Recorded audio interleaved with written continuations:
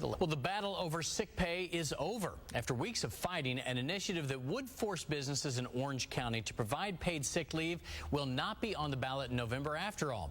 So what's next for the people who supported that measure? Joining us now on Good Day is Susannah Randolph from Citizens for Greater Orlando. Susannah, good to see you. Thanks for coming in this morning. Great to see you. Thank you for having me. All right, so you know what? Let's start with what's next for you guys. It's not going to be on the ballot in November. Where do you go from here? Well, I think what's important for folks to know is that 50,000 citizens played by the rules, petitioned their government to put this on the ballot, and the Orange County Commission and the courts failed those citizens yesterday. We played by the rules. We asked for it to be on the ballot, and we were denied the right to do that. So I think, it's important for folks to know that, the county commission has really failed the public trust, has violated the public trust. Where we go from here is, I think that what we want to send a message to the citizens of Orange County is that, this is what happens when people don't vote. A lot of these county commissioners were elected in a very low turnout election. We need people to get out there and vote and really make sure that their voices are heard.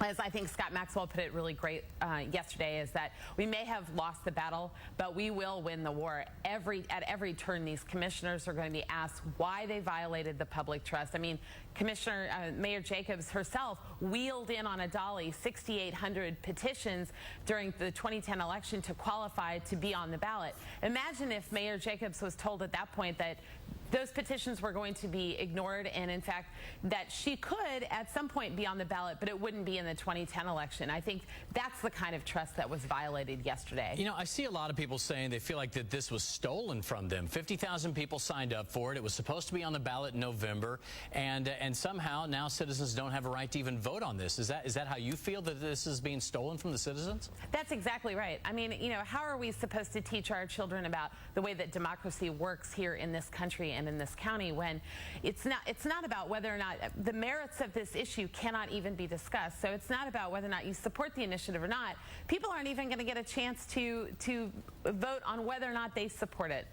But again, that's not what our democracy is about. You can agree to disagree, but at least you can have the opportunity to vote and discuss the issue. And the county commissioners and the courts took that away from citizens yesterday. On the flip side, I know as far as the courts are concerned, citizens will get to vote on this eventually. It just won't be this year. Is that any consolation for you that maybe in a couple of years you might get a vote again?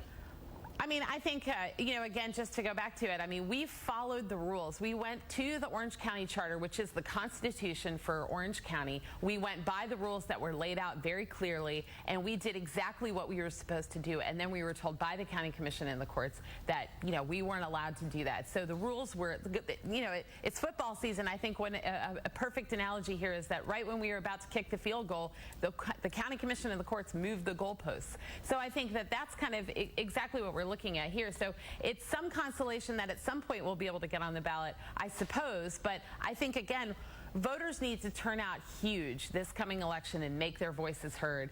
And I think that's what we need to do, because when we vote and when our voices are heard at the ballot box, when they're allowed to be heard at the ballot box, I think we get officials who will listen to us. And I think, unfortunately, Mayor Jacobs, Commissioner Jennifer Thompson, the folks who really led the charge against this, I think, are the folks who will face justice at the ballot box in the future. And I really want to urge people to get out and vote. And this is overall, I think, the demonstration that why people need to be more involved in their government, and we hope to see more and more people at the County Commission chambers and at the ballot box this November. Once again, Susannah Randolph from Citizens for Greater Orlando, thanks so much. Appreciate your time today. Thanks for the time. Amy? All right.